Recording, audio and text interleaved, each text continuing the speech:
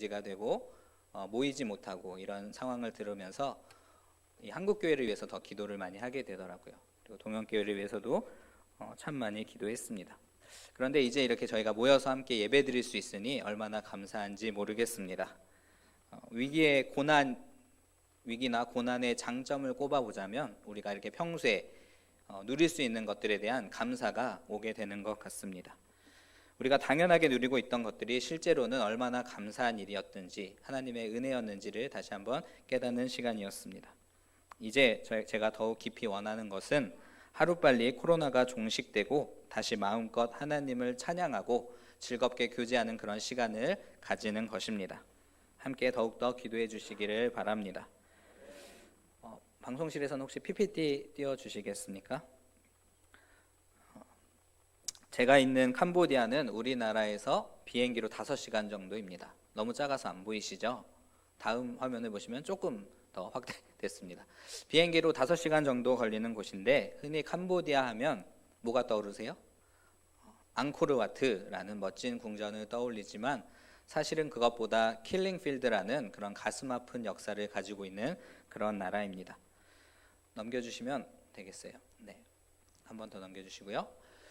1975년부터 1979년까지 캄보디아의 인구 중에 4분의 1인 200만 명 정도가 죽임을 당했습니다. 캄보디아 공산당 무장공산주의 그 조직의 소행이었습니다. 또 넘겨주시고요. 붉은 크메르라고 불리는 이런 크메르루즈 정권이 들어서면서 이런 일들이 일어나기 시작했는데 이 크메르루즈를 이끌었던 폴포트라는 사람은 그 사람 자체가 교사 출신이었어요. 사실은 교사 출신이었는데 당시에 먹을 것도 없고 그러던 시기였고 그가 배웠던 교육, 공산교육을 받으면서 농촌 유토피아를 꿈꾸게 됩니다. 그래서 농촌으로 모두 돌아가서 농사를 지으면서 살자라는 그런 꿈을 꾸게 되는데 그것을 반대할 만한 사람들을 모두 다 죽인 거예요. 그러니까 공직자, 부자나 교사들, 그때 흔히 말해서 안경을 쓴 사람은 모두 다 죽임을 당했다랄 정도로 그렇게 많은 사람들을 죽였습니다. 농촌으로 돌아가서 농사를 짓고 사는 것에 반대할 만한 사람들을 모두 다 죽인 것입니다. 넘겨주시고요. 네, 이렇게 해서 강제 노동으로 하게 돼서요. 공산사회 건설을 위해서 4년 동안 사람들을 죽이게 되었죠. 넘겨주시고요. 네, 아까 말씀드렸던 그런 내용입니다. 그래서 저희 부부는 이런 역사를 가진 캄보디아에 가서 학교 사역과 교회 사역을 지금 돕고 있습니다. 넘겨주시면 학교 사진이 나올 겁니다. 제가 가서 섬기고 있는 주소망 학교의 사진입니다. 이미 말씀드린 대로 캄보디아는 지식인층이 많이 죽었어요. 한 20년 전에, 30년 전에 지식인층이 많이 죽었기 때문에 현재는 그 지식인층이 이제 막 생겨나는 사람들이 많고 아직 너무나 적습니다. 무엇보다도 가르칠 사람이 너무나 없어요. 그렇기 때문에 아이들을 향한 일반적인 교육도 매우 시급하고 필요하다고 볼 수가 있습니다. 또한 아시다시피 캄보디아는 전체 인구의 95%가 불교 인구예요. 불교를 믿는 불교 인구이기 때문에 기독교 교육 역시 절실합니다. 그래서 제가 가서 섬기고 있는 이 주소망 학교는 고진호 선교사님께서 이런 상황을 잘 아시고 일반 교육과 기독교 교육을 해야겠다라는 생각을 가지시고 8년 전에 세우신 그런 학교입니다. 지금은 유치원부터 초등학교 6학년까지 출석 학생이 총 한 120명 정도 되는 푸놈펜 외곽에 위치한 작은 학교입니다. 작지만 불교 국가에서 찬양과 기도와 말씀으로 하루를 시작하는 아주 귀한 학교입니다. 지금은 유치원과 초등학교뿐이지만 신앙의 전수가 끊임없이 이어지도록 우리가 중학교와 고등학교까지 준비를 하고 있습니다. 교육과정은 모두 정부로부터 허락을 받았어요. 근데 아직 건물이 없고 여러 사정 때문에 그런 교육 시스템이 아직 안 돼 있어가지고 현재는 초등학교까지만 사역하고 있습니다. 그리고 한 장 더 넘겨주시면요. 그리고 그동안 고진호 선교사님께서 3개의 교회를 세우셨습니다. 지금 보시는 교회는 뜨라잉 평화교회라고 저희 학교에서 한 2시간 정도 거리가 떨어진 곳에 가장 먼 곳에 위치한 교회입니다. 그 다음 사진은요. 바땅 주사랑 교회라고 이것은 한 40분, 교회에서 한 40분 거리에 있는 교회고요. 한 장 더 넘겨주시면요. 여기 엉그리미 교회라고 이것도 학교에서 한 20분, 30분 정도 있는 그런 교회입니다. 이 세 개 교회에서 복음 전파와 제자 사역을 감당하고 있습니다. 저희는 2019년 8월부터 한 2년 정도 됐을까요? 아직 초짜 선교사입니다. 그런데 제가 선교지에 가고 한 6개월 정도는 굉장히 힘들었어요. 왜 힘들었을까요? 더운 날씨 때문에 그랬을까요? 물론 캄보디아 덥지만 그래도 집에 가면 에어컨 있습니다. 그리고 밖에 나가면 더운 건 맞지만 이 날씨라는 환경은 사실은 적응하기 나름인 것 같아요. 제가 여기 한국에 4월에 들어왔는데 너무 추웠어요. 너무 추워가지고 견딜 수가 없었는데 적응이 되다 보니까 이제 괜찮아졌습니다. 그런데 그곳에서 저를 힘들게 했던 것은 그런 외적인 환경이 아니라 내적으로 제가 영적인 근육이 참 없다라는 것을 느꼈기 때문에 그렇습니다. 한국에서 제가 부목사 생활을 하다가 캄보디아로 가게 되었는데 부목사 생활을 할 때는 괜찮았어요. 물론 일의 양으로만 따지자면 부목사 할 때가 일이 훨씬 더 많았습니다. 하지만 그때는 그냥 출근을 해서 그 시간 동안 교회에서 그냥 일을 하면 되었어요. 그래서 어떤 그런 부담감이나 죄스러움, 죄책감 이런 것은 별로 없었습니다. 그런데 선교지를 가니까 그런 게 좀 다르더라고요. 출퇴근 시간이 정해져 있는 것도 아니고 누가 밤낮을 가리고 아픈 것도 아닙니다. 물론 한국에서도 그렇지만 한국에서는 누가 아프다고 교회 부목사를 부르거나 그러진 않잖아요. 근데 저희는 이동할 만한 수단도 없고 요청을 할 만한 곳이 교회밖에 없기 때문에 저는 밤낮을 가리지 않고 그들을 도우러 가야 했습니다. 낙후된 환경에서 최선을 다해서 그들을 섬기려고 해보았지만 심지어 근처에 병원도 없고 병원문을 여는 곳도 없고 진짜 말 그대로 해줄 수 있는 게 기도밖에 없어서 간절히 기도만을 해주고 돌아올 때에 느꼈던 그 무력감. 평균 급여 30만 원, 40만 원 정도로 살아가는 그들 앞에서 저는 그들보다 좋은 집, 좋은 것을 먹으면서 느꼈던 그런 미안함과 죄책감도 들었습니다. 그러면서도 정작 내 것을 포기하기 싫어하는 그런 이기심까지 내 안에서 보게 되니까 내가 정말 뭣도 모르고 선교지에 나오게 되었구나라는 생각을 하게 되었습니다. 저는 고등학교 때부터 아까 목사님께서 소개해 주셨는데 안산동산고라는 좋은 기독교 학교에서 생활하면서 좋은 선생님들을 만났고 좋은 친구들을 만났어요. 그리고 그곳에서 주님을 또한 제대로 믿게 되었습니다.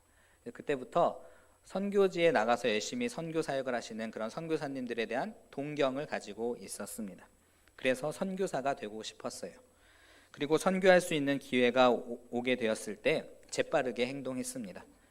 그런데 생각해보면 마음만 너무 앞섰던 것은 아닌가 생각됩니다. 복음을 전파하고 다른 사람을 섬기려 하는 마음은 귀하지만 영적 근육이 충분하지 않으면 능히 감당하지 못합니다. 훈련이 되지 않은 군인이 전쟁에 나가면 어찌어찌해서 1명, 2명은 무찌를 수가 있겠죠. 하지만 그 전쟁을 끝까지 수행할 수는 없을 것입니다. 왜냐하면 훈련되지 않았기 때문에 그렇습니다. 오늘 본문 7절과 8절을 다시 한번 읽어보겠습니다. 디모데전서 4장 7절 8절을 함께 읽겠습니다. 시작. 망령되고 허탄한 신화를 버리고 경건에 이르도록 내 자신을 연단하라. 육체의 연단은 약간의 유익이 있으나 경건은 범사에 유익하니 금생과 내생의 약속이 있느니라. 아멘. 오늘 말씀은 내 자신을 연단하라 라고 권면하고 있습니다. 그런데 뭐라고 설명하고 있냐면 육체의 연단은 약간의 유익이 있고 경건은 범사에 유익하다 이렇게 말씀하고 있어요. 그러니까 뭐가 더 좋다는 걸까요? 경건을 연단하는 게 더 좋다라는 것입니다. 물론 경건은 육체와 영적인 면을 모두 포함하여 쓰이는 말이기는 하지만 여기에서는 육체와 대조되는 것으로 영적인 면을 강조하고 있다고 볼 수가 있습니다. 그런데 이런 영적인 연단은 육체의 연단과 닮은 점이 참 많아요. 비슷한 점이 참 많은데 근육이 여러분들 어떻게 만들어지는지 아십니까? 근육은 단백질이 들어있는 그런 근섬유 다발로 이루어져 있는데 이 수천 개의 다발이 모여서 하나의 근육을 만들어요. 그런데 이제 운동을 하다 보면 이 근섬유가 조금씩 찢어지고 상처를 입게 됩니다. 그러면 우리 몸은 자연스럽게 그것을 회복하는 과정에서 전보다 더 크고 단단한 근육을 형성하게 됩니다. 캄보디아에 있을 때 제가 제일 기다리던 요일이 있었어요. 무슨 요일이었을까요? 제가 사역하는 주일도 아니고 죄송하게도 학교에 나가야 하는 평일도 아니었습니다. 그것은 바로 토요일이었어요. 토요일. 정확히는 토요일 아침이었는데 토요일 아침 6시부터 시작되는 선교사님들로 구성된 호산나 축구 선교회 축구 모임이 있었습니다. 평소보다 일찍 나가야 돼서 준비를 많이 해야 되는데도 그 시간만 되면 눈이 딱 떠져요. 눈이 딱 떠지고 사실은 그 전날 밤부터 기대가 돼서 잠이 막 안 올 정도로 그렇게 제가 운동을 좋아했습니다. 공 차는 걸 좋아했는데 같이 공 차는 선교사님들은 제가 막내인데 나이가 다양해요. 최고령이 저희 선임 선교사님이신 고진호 선교사님인데 70세세요. 70세. 70세부터 30세까지 어울러서 같이 공을 차는 거예요. 근데 제가 제일 못 찹니다. 제가 젊은데도 잘 못 치고 그렇게 공을 차는 걸 좋아해서 공 차고 집에 돌아오면 몇 시간을 이렇게 알아 누워야 해요. 그리고 그날만 끝나는 것이 아니라 그 다음날 주일날 온몸의 근육이 다 아픕니다. 근데 고선교사님을 보면 하나도 힘들어 보이시지가 않는 거예요. 그 차이는 바로 저는 운동하고 이렇게 안 쓰던 근육을 쓰다 보니까 그렇게 몸이 아픈 거예요. 일주일에 달랑 하루 그렇게 공을 차니까 그런 것이죠. 근데 제가 너무 힘들어서 그럼 이제 운동을 하면 안 되겠다, 그만둬야겠다라고 생각하면 어떻게 될까요? 제 몸은 더 퇴화하고 지금보다 살이 제가 더 찌게 될 것입니다. 그런데 그만큼 더 운동을 자주 하게 되면 제가 건강한 몸을 더 유지할 수가 있다라는 것이죠. 그런데 제가 운동하면서 느꼈던 점이 뭐냐면 운동에 맞는 그런 운동 방법이 필요하다는 것입니다. 축구를 할 때는 무슨 근육이 필요할까요? 다리 근육이 많이 필요하겠죠. 다리 운동을 열심히 해야 되는 거고 역기를 드는 운동을 할 때는 팔 운동을 많이 해야 될 것입니다. 그런데 그러한 필요한 그 근육들이 없으면 우리가 그러한 운동을 감당할 수가 없다라는 것이죠. 그런데 이것은 영적인 면에서도 마찬가지입니다. 영적인 근육이 없으면 그 일이 아무리 좋은 일이라 하더라도 그 일이 아무리 선한 일이라 하더라도 능히 감당할 수가 없습니다. 어떤 운동을 하기 위해서도 적절한 근육이 필요하듯이 우리가 영적인 일을 감당하기 위해서도 영적인 근육이 필요하다라는 것입니다. 우리 옆에 분들에게 이렇게 권면해 보았으면 좋겠습니다. 영적인 근육을 만듭시다. 이런 영적인 근육을 만들기 위해서는 우리가 시간을 들여야 합니다. 이 근육이 제대로 형성되지 않으면 처음에는 감당하는 것 같지만 나중에는 탈진되고 지속되지 못하고 넘어진다는 것이죠. 우리가 처음 예수 믿고 열정에 불타올라서 교회 일을 열심히 하는 사람들을 볼 수가 있습니다. 하지만 끝까지 하는 사람들은 드물어요. 잠깐은 열심을 낼 수 있지만 우리가 영적인 근육이 없으면 금방 지쳐버리고 만다라는 것입니다. 하나님께 자주 오랫동안 끊임없이 쓰임받고자 하신다면 하나님의 뜻을 이루는 일에 쓰이고자 한다면 영적인 근육을 계속해서 만드는 데에 우리가 노력해야 한다는 것이죠. 제가 예전에 신학교를 다닐 때 상담 과목을 들은 적이 있습니다. 그 상담 시간에 교수님께서 이런 말씀을 하셨어요. 상담은 쉬운 일이 아닙니다. 상담을 잘하기 위해서는 감정 근육이 형성되어 있어야 합니다. 마음 근육이 단련되어 있어야 합니다 라고 했어요. 왜 그런가 하면 보니까 의사는 몸을 치료하는 거잖아요. 근데 상담은 마음을 치료하는 거예요. 그래서 마음이 아픈 사람들이 많이 와서 이런 얘기 저런 얘기를 하게 됩니다. 하지만 이 상담자가 마음이 단련되어 있지 않으면 거기에 영향을 받아서 우리가 그 감정의 역전이 현상이 일어나게 되는 것이죠. 슬픈 이야기를 들으면 슬퍼지고 화가 나고 어쩔 때는 그 감정이 폭발하기도 하는 것입니다. 물론 상대방의 이야기를 공감해주는 능력은 아주 필요하지만 마음이 단련되지 않고서는 상대방을 받아주기는커녕 거기에 영향을 받아서 상담자도 내담자도 좋지 않는 결과가 나올 수가 있다는 것이죠. 하나님과 동행하는 삶을 이어갈 수 있기를 원하신다면 하나님과 친밀감이 쌓이는 그런 영적 근육이 여러분 가운데 있어야 합니다. 그래서 바울이 디모데에게 명령한 것이 있습니다. 이 영적 근육을 키우기 위해 명령한 것이 무엇이냐면 바로 경건을 훈련하라 이렇게 말을 하고 있는 것이죠. 하루아침에 어떤 약을 먹어서 그렇게 생기는 것이 아닙니다. 우리의 영혼도 하나님과 늘 친밀하려고 이런 영적인 훈련을 할 때에 영적인 근육이 생기게 되는 것입니다. 오늘 본문 7절 8절 이렇게 말씀합니다. 망령되고 허탄한 신화를 버리고 경건에 이르도록 내 자신을 연단하라. 육체의 연단은 약간의 유익이 있으나 경건은 범사에 유익하니 금생과 내생의 약속이 있느니라. 바울이 그의 영적인 아들 디모데에게 무엇을 명령하냐면, 네가 하나님의 일을 잘 감당하고 싶다면 다른 훈련도 필요하지만 경건의 훈련이 필요하다고 권하고 있습니다. 여러분, 육체를 단련하는 일은 육체의 건강을 보장합니다. 오늘날의 사람들을 보세요. 그렇게 몸을 건강해지려고 그렇게 열심히 운동을 합니다. 하지만 그것은 이 생에서의 삶뿐입니다. 약간의 유익뿐이에요. 물론 이 세상에서 하나님의 사명을 잘 감당하기 위해서도 우리가 건강한 것이 필요합니다. 그런데 하나님의 일을 잘 감당하기 위해서는 건강한 몸만 있어야 하는 것이 아니라 영적인 강건함도 필요하다라는 것이죠. 그리고 경건을 연단하면 금생과 내생의 약속이 있다라고 하고 있습니다. 경건의 훈련을 해서 영적 강건함이 생겨서 하나님의 일을 잘 감당하게 되면 그 사람은 이 생에서뿐만 아니라 내세에서까지 하나님의 약속이 이루어지는 삶이 된다라고 하고 있습니다. 우리가 다음 구절을 한번 볼까요? 9절과 10절을 읽어보겠습니다. 시작. 미쁘다 이 말이여 모든 사람들이 받을만 하도다. 이를 위하여 우리가 수고하고 힘쓰는 것은 우리 소망을 살아계신 하나님께 두미니 곧 모든 사람 특히 믿는 자들의 구주시라. 아멘. 우리가 하나님의 약속을 믿을 수 있는 이유는 하나님께서 자신의 사랑하는 독생자를 우리에게 주셨기 때문입니다.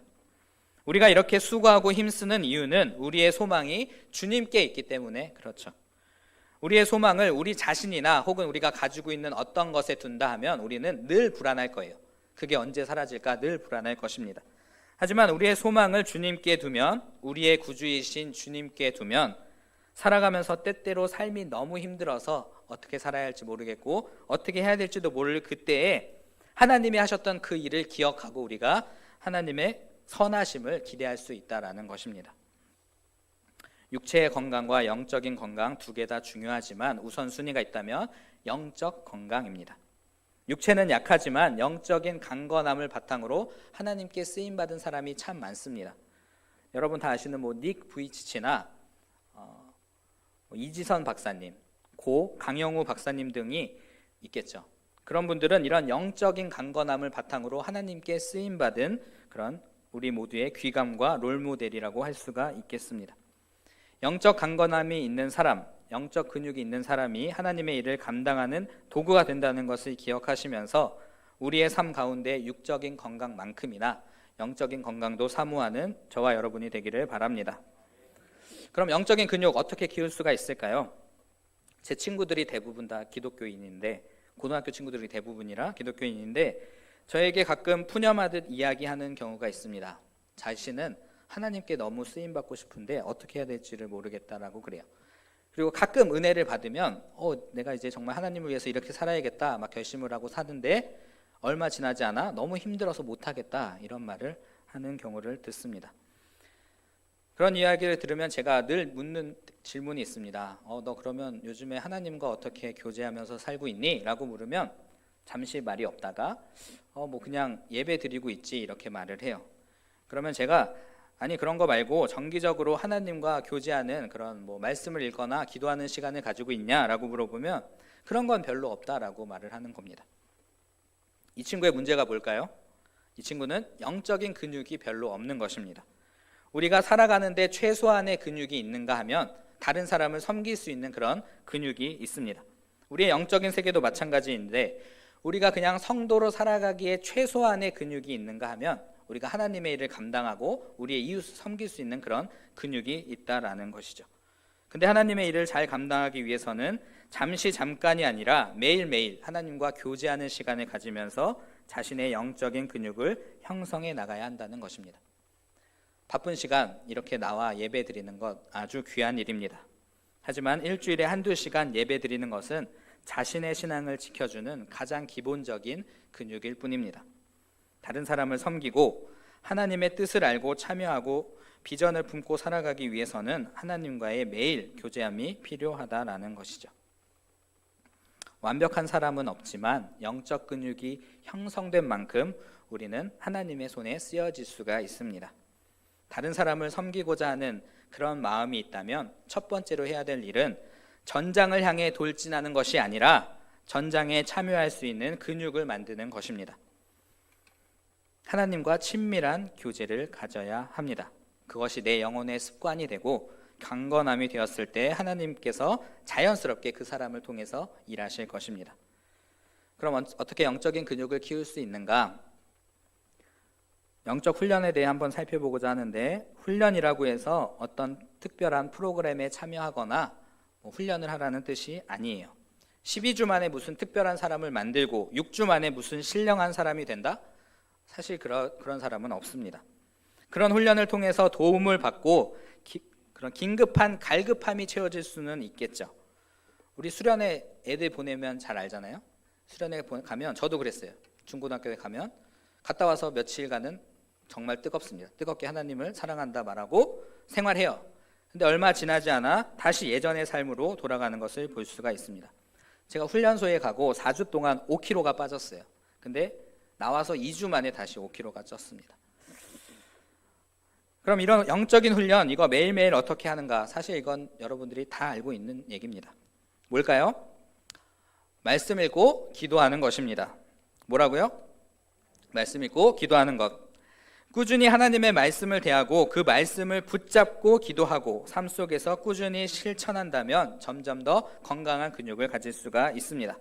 다 아시는 거기 때문에 훈련의 방법을 간단하게, 제가 하는 방법만 간단하게 소개하고자 합니다. 그럼 말씀, 성경 읽기는 어떻게 해야 될까요? 성경을 읽는 것은 크게 두 가지가 있습니다. 바로 통독과 묵상이 있습니다. 통독은 이게 산을 올라가는 거랑 같아요. 통독은 그냥 산을 쭉 올라가는 것입니다. 자세히 살펴보지 않고 쭉 올라가서 전체를 살펴보는 게 바로 통독이에요. 그럼 묵상은 뭐냐? 본문 하나하나를 마음에 담고 가는 것입니다. 산을 올라갈 때 여기에 이런 꽃이 있었구나, 여기에 이런 나무가 있었구나, 이렇게 올라가듯이 성경 묵상을 하면서 하나님의 말씀을 마음에 새기게 되는 것입니다. 이런 훈련을 우리가 자주 됐을 때에 하나님의 뜻을 우리가 분별하고 오늘 우리에게 주시는 그 말씀을 알 수 있다라는 것이죠. 구체적인 방법을 하나 제시해 보겠습니다. 통독에서 가장 중요한 것은 꾸준하게 읽는 것입니다. 하루는 10장 읽고 며칠 쉬다가 또 그 다음에 또 10장 읽고 이런 것은 사실 큰 도움이 되지 않습니다. 하루에 3장밖에 못 읽는다 하더라도 꾸준하게 읽는 것이 중요합니다. 이때는 너무 깊게 생각할 필요 없고 그냥 여기에 이런 내용이 있구나 하고 넘어가시면 됩니다. 언제 읽는 게 좋을까요? 아무 때나 시간 날 때 읽으시면 됩니다. 요즘은 얼마나 잘 되어 있습니까? 이런 큰 성경책 가지고 다니지 않아도 휴대폰으로도 볼 수 있고 얼마든지 접근을 잘할 수가 있습니다. 출퇴근 시간에 혹은 잠깐 짬이 날 때에 가까이 하는 것도 좋은 방법입니다. 중요한 것은 매일매일 꾸준하게 하는 거예요. 제 경험으로는 자기 전에 읽으면 좋아요. 그러면 잠이 솔솔 옵니다. 불면증 있으신 분들은 자기 전에 하는 것을 추천드립니다. 그리고 묵상을 위해서는요, 하루에 1장을 읽으세요. 1장 읽으시는데 이거는 통독했던 부분과 같아도 상관없고 달라도 상관없습니다. 그런데 시간은 중요한 것 같아요. 제가 해보니까 이 묵상의 시간은 사람마다 다를 수는 있겠지만 저는 새벽, 아침에 하는 것을 추천드립니다. 일어나서 1장을 묵상해 보세요. 쭉 읽으면서. 그러면서 자신에게 와닿는 그런 말씀을 찾아보는 것입니다. 하나님께서 나에게 무엇을 말씀하실까 읽는 거예요. 그러면 길어도 10분, 20분이면 됩니다. 왜 아침에 하는 게 좋냐? 그러면 그 말씀을 내가 하루 종일 생각하고 묵상할 수가 있습니다. 그 말씀을 여러분이 가까이 하는 것들 있잖아요. 내가 하루 종일 핸드폰만 본다 그러면 핸드폰에 배경화면에 놓고, 컴퓨터를 자주 한다 그럼 컴퓨터에 놓고, 그렇게 이 말씀을 나에게 왜 주셨을까? 이 말씀이 나에게 무슨 의미가 있을까? 생각하면서 하루를 살게 되면 자연스럽게 내가 하나님을 생각하는 시간이 늘어나게 됩니다. 나는 성경을 잘 몰라서 이해하기 어렵다 하시는 분은 말씀 해석이 되어 있는 큐티 책을 읽는 것도 참 좋은 방법인 것 같습니다. 아니면 새벽 예배에 나오셔서 말씀 붙잡고 하루를 살아가는 것도 좋은 방법인 것 같아요. 제가 지금 이 근처에 있는 맑은샘 광천교회 게스트룸, 4층의 게스트룸에서 거기서 묵고 있는데 새벽 기도 가기가 너무 좋습니다. 2개 층만 내려가면 되거든요. 제가 게스트룸에 살기 때문에 눈치 보여서 새벽기도 가는 거 아니고요. 저도 제가 훈련을 하는 거예요. 훈련을 하면서 묵상을 하는 것입니다. 이렇듯 묵상의 방법은 참 많습니다. 우리가 핑계대는 것은 우리가 게을러서 못하는 것이라고 생각을 해요. 그래서 이런 통독과 묵상을 통해, 즉 말씀을 통해 하나님이 누구신지를 배우고 하나님의 길을 깨닫고 그렇게 살 때에 여러분의 삶 가운데 하나님의 뜻을 분별하는 그런 은혜가 있을 줄로 믿습니다. 옆에 분과 이렇게 권면합시다. 말씀과 함께 동행합시다. 아멘. 다음은 말씀을 통한 기도 생활입니다. 중요한 것은 그냥 기도하는 것이 아니라 말씀을 통한 기도 생활이라는 것이 중요합니다. 우리가 그냥 막 나오는 대로 기도를 하다 보면 우리의 탐욕과 탐심을 위한 기도가 되기가 쉽습니다. 그런데 말씀과 함께하는 기도 생활을 하다 보면 그것은 하나님의 뜻에 맞게 기도하는 것이기 때문에 그 기도가 하나님의 기쁨이 되는 줄로 믿습니다. 기도를 누가 제일 잘할까요? 누가 제일 잘하는 건 좀 그렇고 누가 제일 열심히 할까요? 한국도 그렇고 캄보디아도 그렇고 제가 봤을 때는 어린아이들이 기도를 제일 열심히 하는 것 같습니다. 왜요? 그들은 좀 순수하거든요. 어른들은 좀 때 탔어요. 어린아이들은 기도하면 하나님께서 들으신다라고 생각하니까 아주 열심히 기도를 합니다. 그런데 그 기도의 내용이 너무 솔직해요. 이거 주세요, 이거 주세요, 이거 안 하게 해주세요, 이런 기도예요. 물론 이런 기도를 하나님께서 싫어하신다거나 그러시지는 않을 것 같습니다. 가끔 마트나 가게를 가게 되면 막 떼쓰는 아이들을 볼 수가 있어요. 부모 손 붙잡고 이거 사줘, 이거 사줘, 막 자리에 들어 눕고 막 그렇게 하는 아이들을 볼 수가 있습니다. 제 입장에서 보면 그냥 밉상이고 한 대 콱 쥐어받고 싶지만 부모 입장에서 생각해 보면 그게 밉지만은 않을 것 같아요. 단지 아직 잘 몰라서 그런다 싶기도 하고, 그래서 그냥 안 된다고 그러고 어떨 때는 그냥 응답을 해주지 않습니다. 제일 좋은 방법은 그냥 그 아이를 그 자리에 두고 가버리는 거예요. 그러면 울던 아이가 재빨리 일어나서 막 부모님 쫓아갑니다. 그런 거 보면 하나님도 마찬가지실 거라고 생각합니다. 하나님도 우리가 막 뭐 구하면 그게 미운 건 아닐 거예요. 그냥 필요하면 주기도 하고 그러는데 단지 아무런 분별 없이 구하면 그냥 응답하시지 않을 때가 참 많은 것 같습니다. 왜냐하면 이게 성장 속에서 일어나는 일이기 때문에 그렇습니다. 우리가 하나님의 말씀을 점점 더 묵상하면서 하나님의 뜻을 알아갈수록 이제는 하나님의 뜻에 맞게 기도하기 시작합니다. 우리가 구할 것은 이거였구나 하는 것을 알게 되는 것이죠. 이 세상에서 인간은 너무 연약하기 때문에 필연적으로 필요한 것을 간구할 수밖에 없게 되어 있습니다. 하지만 하나님의 말씀을 붙잡고 기도하다 보니까 이런 게 조금 달라졌어요. 구함의 대상과 때와 하나님의 방법에 대해서 생각하게 되었습니다. 물론 여전히 하나님의 뜻을 이해하기 어렵고 나의 생각과는 다른 일이 참 많지만 그러한 때라도 선하신 하나님을 믿고 기다릴 수 있게 되었다라는 것입니다. 저는 이것이 영적인 근육이라고 생각해요. 이렇게 기도함이 우리의 영적인 근육을 만들어주는 줄을, 그리고 그 결과인 줄로 믿습니다. 옆 사람 이렇게 권면합시다. 말씀 붙잡고 기도합시다. 아멘. 이러한 영적인 근육의 성장은 우리를 하나님의 일꾼, 쓰임받을 수 있는 일꾼으로 만들어줍니다.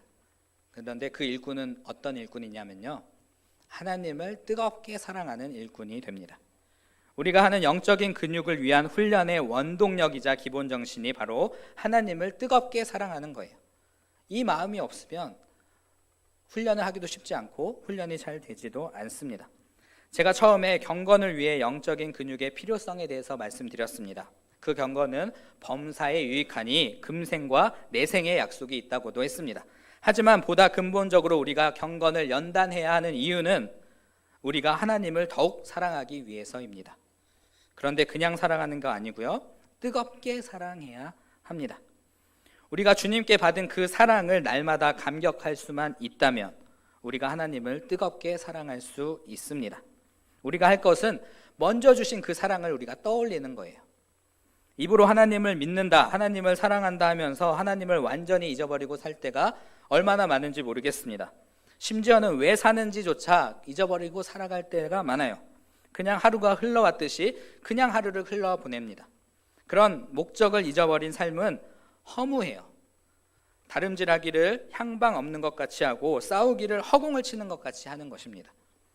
그런데 매일 아침 하나님을 사랑하는 마음으로 시작한다면 우리의 삶은 어떻게 달라질까요? 우리가 왜 살아야 하는가? 사랑하는 하나님을 기쁘게 하기 위해서 살아간다. 이렇게 삶의 목적을 재설정하고 살아간다면 우리의 삶은 얼마나 아름다울까요? 성도의 삶은 예수님의 그 십자가 보혈에 대한 죄사함을 받은 것에 대한 감격을 가지고 성령님이 내 안에 계신 것을 의식하며 뜨겁게 살아가는 것입니다. 말씀을 읽으면요, 그 속에서 하나님의 사랑이 느껴져서 마음이 뜨거워집니다. 그리고 그 말씀을 두고 기도하다 보면 더욱 뜨겁게 하나님을 향한 사랑의 마음이 커져갑니다. 그렇게 되면 더욱더 하나님의 말씀을 가까이 하고 싶은 그런 생각이 드는 것이죠. 이게 선순환이에요, 선순환. 따라서 하나님을 사랑하는 뜨거운 마음은 영적 근육이 성장하는 원동력이자 결과가 됩니다. 우리 이렇게 한번 같이 고백했으면 좋겠습니다. 말씀을 읽고 묵상합시다. 말씀 붙잡고 기도합시다. 하나님을 뜨겁게 사랑합시다. 아멘. 말씀을 묵상하고 여러분의 삶이 말씀대로 되기를 기도하시기를 바랍니다. 하나님이 사랑하라고 하시면 사랑할 수 있도록 하여 주소서. 섬기라 하면 섬기게 하소서. 평안하라 하면 평안하게 하소서.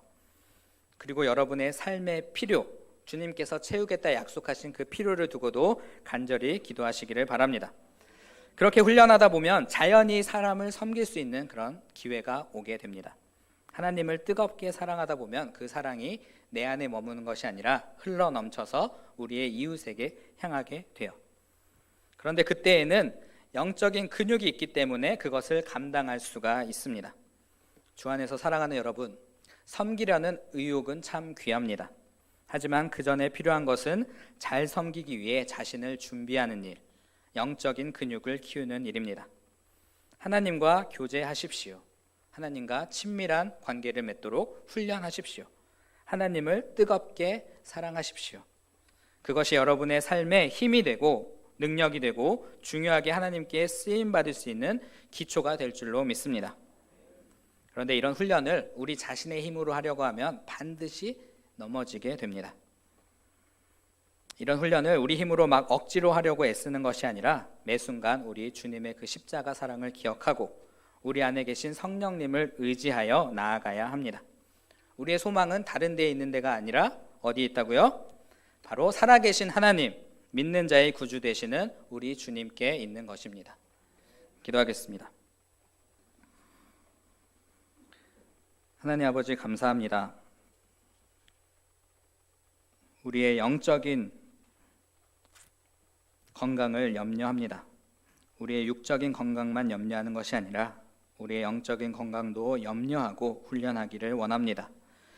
우리의 몸이 아프면 우리가 즉각적으로 알고 반응하지만 우리의 영혼이 아픈 것을 우리는 잘 모를 때가 너무나 많습니다.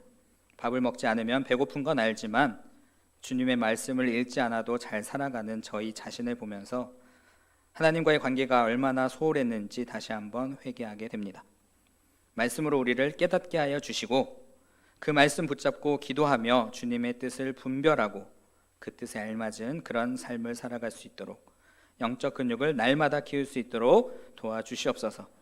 그리하여 뜨거운 마음으로 주님을 더욱더 사랑하며 주님의 신실한 제자의 삶을 잘 살아낼 수 있도록 인도하여 주시옵소서. 예수님의 이름으로 기도드렸습니다. 아멘.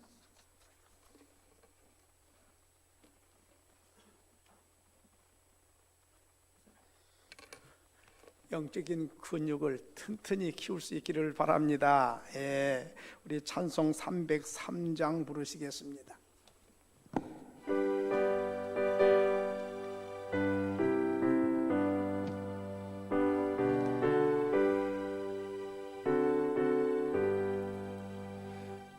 날 위하여 십자가에 중한 고통 받으사 대신 죽은 주 예수의 사랑하신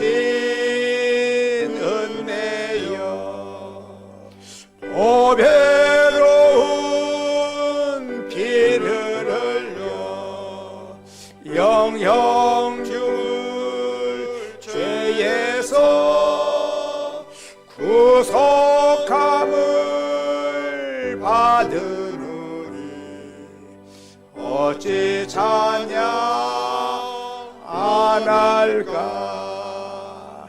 예수 안에 있는 우리 한량없이 즐겁고 주 성령의 위로함이 마음속에 차도다.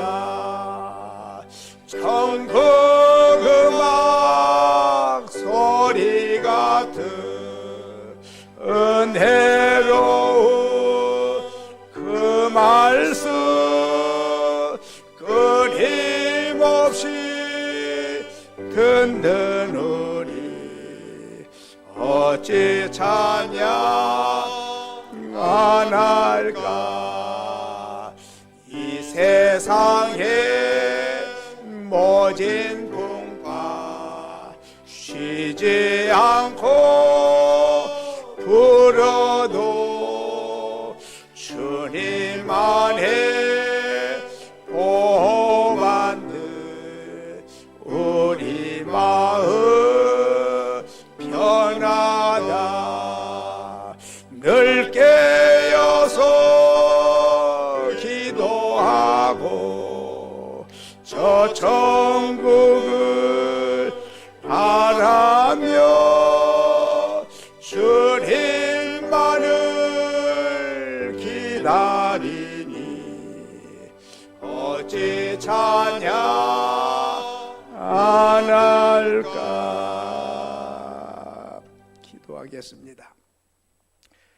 지금은 우리를 죄에서 구원해 주신 예수 그리스도의 은혜와 하나님 아버지의 넓으신 사랑과 성령의 교통하심이 하나님 앞에 예배하는 온 성도들 머리 위에와 또 가정에서 예배하는 온 성도들 가정 위에와 또 우리 선교사님 가정과 사역 위에 지금부터 영원토록 항상 함께 계실지어다. 아멘.